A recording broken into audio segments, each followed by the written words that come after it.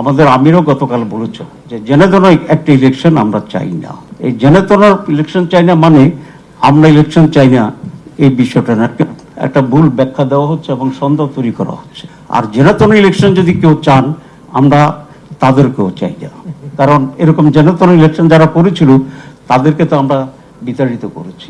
এবং বাংলাদেশে যদি আরেকটি জেনেতন নির্বাচন হয় তাহলে ঐক্য অনৈক্য সংস্কার দেশে টিকবার আশঙ্কা দেখা দেবে। এটি হচ্ছে আমাদের বক্তব্য এবং আমরা এখানে সিরিয়াস। এক্ষেত্রে আমি মনে করি সকল রাজনৈতিক দলকে ঐক্যমত্য আসা উচিত এবং একটা ফেয়ার ইলেকশন কিভাবে হইতে পারে সে ব্যাপারে আমরা নিজেদের ভিতরে ডায়লগ করতে পারি এমন দি পলিটিক্যাল পার্টি। আমি আশা করি সেরকম যদি আমরা ডায়লগে এঙ্গেজড হই তাহলে আরো যে সমস্ত কিছু ডিফারেন্স আছে সেটা দূর হয়ে যেতে পারে। আমি তিনের নোটিশ পাইনি, এখন শেষ করছি। 4 মিনিট হয়ে গেছে।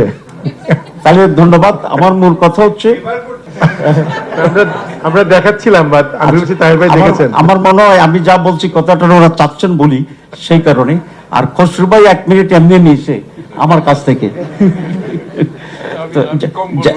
আমার মূল কথা হচ্ছে এই যে আমাদের মাঝে তো ডিফারেন্স থাকবে, যেমন ট্রেডিশনাল ইলেকশনের বিপরীতে আমরা পিআর চাচ্ছি, আমরা লোকাল গভর্নমেন্ট ইলেকশন, জাতীয় ইলেকশন চাচ্ছি। এটা আমাদের দলীয় এজেন্ডা, অন্যদের অন্য এজেন্ডা আছে। সুতরাং প্রত্যেকের দলের এজেন্ডা ডিফারেন্ট হইলেই বানসালের ষড়যন্ত্র হচ্ছে, ইলেকশন চাচ্ছে না, ঠিক নাই, এগুলো বলাটা আমি মনে করি ষড়যন্ত্র একটা অংশ হইতে পারে।